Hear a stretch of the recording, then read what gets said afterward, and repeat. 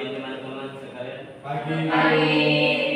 Baiklah, kami akan mempresentasikan hasil kelompok kami yang dimana bab 15 mengawal demokrasi, manajemen kaderisasi, kepemimpinan dan pembinaannya, dan bab 16 paroki dan organisasi bisnis.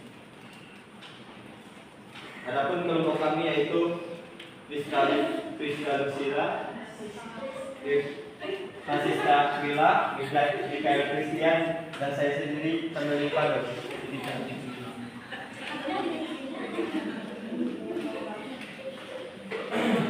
tentang demokrasi yang berkembang sejak 1998 membutuhkan pengawalan dan kaderisasi pemimpinan agar terus tumbuh tanpa melemahkan esensi demokrasi itu sendiri, dan tujuannya menggali prinsip manajemen untuk mengembangkan kader pemimpin di lingkungan paroki. Esensi demokrasi seperti kita ketahui ialah bagaimana menangkap apa yang menjadi suasana, jiwa, kehendak, pikiran, dan hati rakyat atau pengikut. Orang Katolik dapat berperan aktif dalam mengawal demokrasi yang sudah mulai tumbuh dan berkembang itu seperti terus dikawal.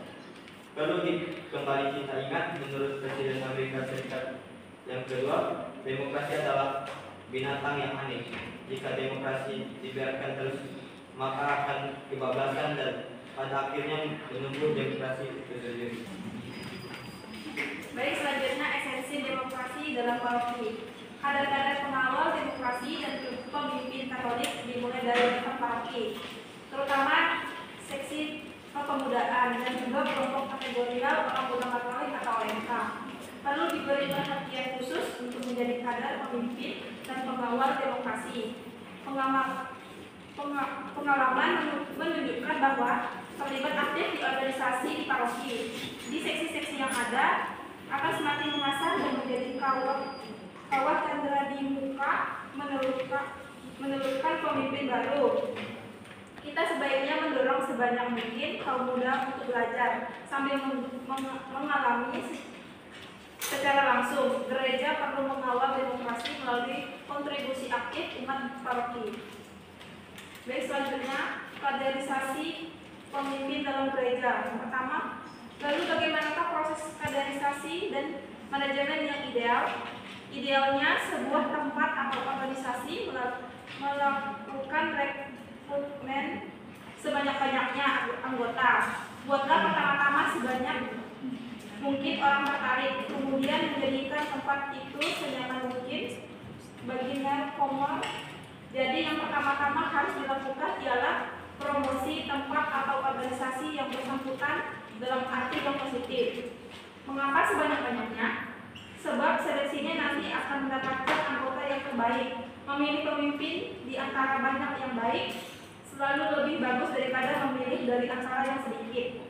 Kalau sudah seleksi formal dilakukan, maka langkah yang berikutnya adalah menentukan siapa orang yang layak, yang punya kemampuan serta sikap yang baik sesuai dengan tujuan dan budaya organisasi dalam hal ini budaya organisasi Gereja Katolik.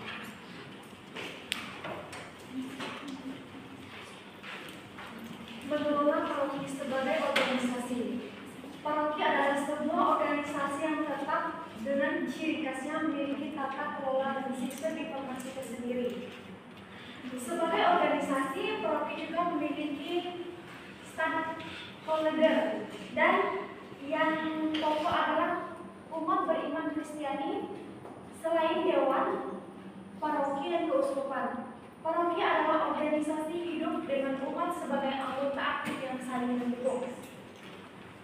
Contoh organisasi dalam paroki yang hidup saling mendukung itu adalah komunitas kelompok sebagai kategorial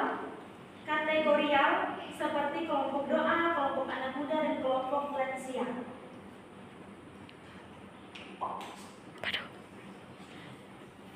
Manajemen partisipasi dalam paroki. Dalam pelaksanaannya, manajemen partisipasi mencakup beberapa tahapan yang diawali dengan dalam penciptaan peluang partisipasi selanjutnya. Pemberian peluang untuk berpartisipasi baik dalam partisipasi penyelesaian masalah, inovasi, desain, proses kerja, atau partisipasi untuk berbagai hal yang berhubungan dengan strategi.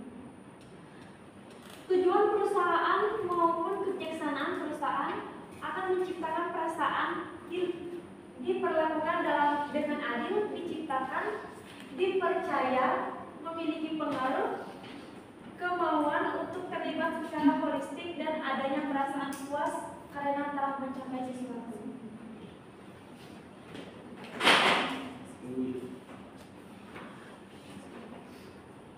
Pendekatan VIPS dalam manajemen paroki.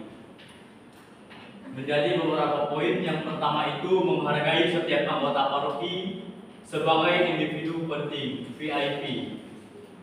Yang kedua, memberikan ruang partisipasi agar umat merasa dihargai dan berkontribusi secara maksimal dalam kehidupan paroki.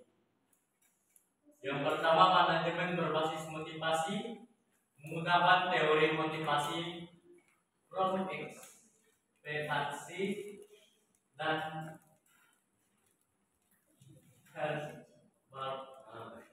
untuk meningkatkan komitmen dan berpartisipasi. Yang kedua, membangun komunikasi yang kuat antara pemimpin paroki dan umat. Baik, sekian dari presentasi kami. Kami buka sesi sebenarnya 2 orang. Baik, untuk Pak Raka. Ada lagi?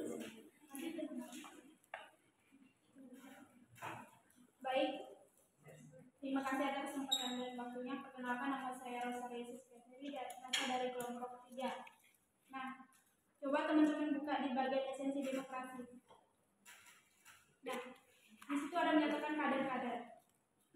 Pertanyaan pertama saya, apa yang terjadi jika tidak ada kaderisasi atau pengkaderan? Pertanyaan yang kedua, bagaimana peran kader dalam mengawali dan memimpin esensi demokrasi yang ada di bagaimana peran kader dalam mengawali dan memimpin esensi demokrasi? Terima kasih. Baiklah, kami akan menjawab pertanyaan dari Arusa. Bagaimana pertanyaan pertama? Apa yang terjadi jika tidak ada kaderisasi dalam paroki? Nah, yang pertama yaitu kegiatan-kegiatan paroki yang menjadi monoton dan kurang menarik minat umat. Dan yang kedua, kurangnya regenerasi kepemimpinan.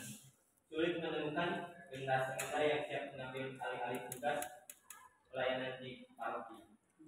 Dan yang ketiga, lemahnya semangat pelayanan. Umat menjadi kurang antusias dalam terlibat dalam kegiatan-kegiatan di gereja.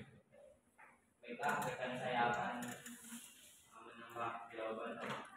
Baik, yang ini secara spesifiknya, apa yang terjadi jika tidak ada kaderisasi dalam paroki? Nah, yang pertama itu di dalam liturgi. Kalau tidak ada kaderisasi, liturgi pelaksanaan liturgi akan menjadi kurang bermakna dan hanya sebatas rutinitas belaka. Tidak ada umat yang terlibat aktif dalam persiapan dan pelaksanaan liturgi. Nah, yang kedua, pengembangan diri. Umat akan kesulitan untuk mengembangkan potensi diri dan bakatnya dalam pelayanan gereja. Nah, yang ketiga, misi evangelisasi. Kegiatan pewartaan Injil akan menjadi kurang efektif karena tidak adanya kader yang terlatih untuk melakukan tugas ini. Nah, yang keempat, kualitas hidup beriman. Secara keseluruhan, kualitas hidup beriman umat akan menurun karena tidak ada pertumbuhan spiritual yang berkelanjutan. Nah, di sini kami akan yang soal kedua, bagaimana peran kader dalam mengawali dan memimpin esensi demokrasi. Nah, yang pertama itu mempromosikan partisipasi. Kader dapat mendorong anggota paroki untuk aktif berpartisipasi dalam mengambil keputusan melalui forum, diskusi, rapat, dan pemilihan. Yang kedua itu menjadi moderator. Kader dapat berperan sebagai moderator dalam menyelesaikan konflik dan perbedaan pendapat di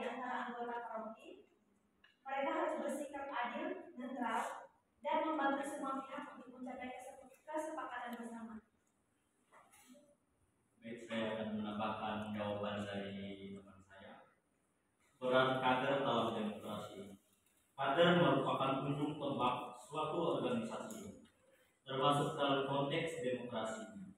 Mereka memiliki peran krusial dalam mengarahkan massa, kader menjadi jembatan antara ideologi dan masyarakat.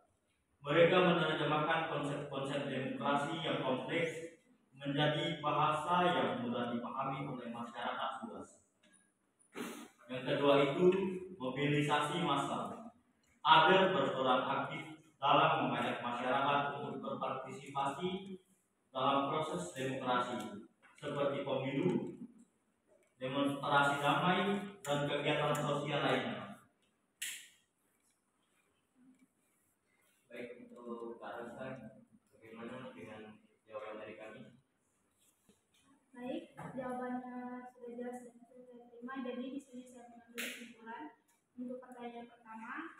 Kesimpulannya itu kurangnya terbentuk, terlaksana, dan kurang dalam pembentukan program.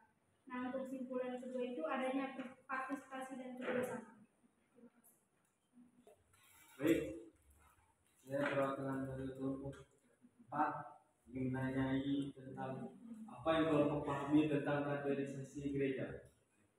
Terima kasih, baik. Baik, kelompok kami akan menjawab pertanyaan dari Peter Boy Gonzagur. Kaderisasi pemimpin gereja adalah proses mendidik dan mempersiapkan seorang untuk menjadi pemimpin di dalam gereja.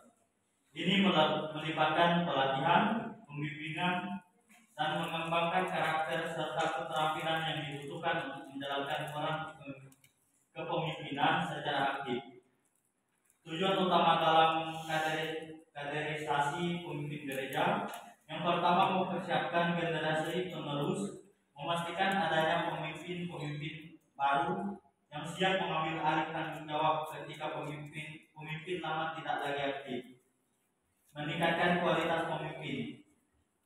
Melalui pelatihan dan pengalaman, pemimpin-pemimpin baru diharapkan dapat menjalankan tugasnya dengan lebih baik dan membawa perubahan positif bagi gereja. Menjaga kesinambungan pelayanan. Dengan adanya kaderisasi, pelayanan gereja dapat terus berjalan dengan baik dan efektif meskipun terjadi penggantian pemimpin.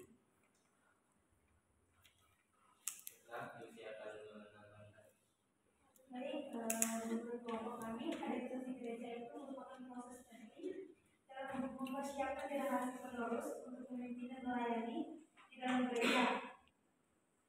Dalam kaderisasi ini melibatkan pendidikan, pelatihan, dan pembina untuk membentuk pribadi yang beriman, berkompeten, dan siap melayani. Dalam kaderisasi gereja ini memiliki beberapa tujuan utamanya. Yang pertama itu menjamin keberhasilan gereja, dan yang kedua itu meningkatkan keterlibatan awam. Yang ketiga itu membangun rasa milik terhadap gereja. Baik, gimana Peter Boy menjaga? Baik, terima kasih kelompok atas jawabannya. Yang saya dapatkan itu berarti menyiapkan generasi baru untuk pelayanan gereja. Terima kasih. Baik, sekian dari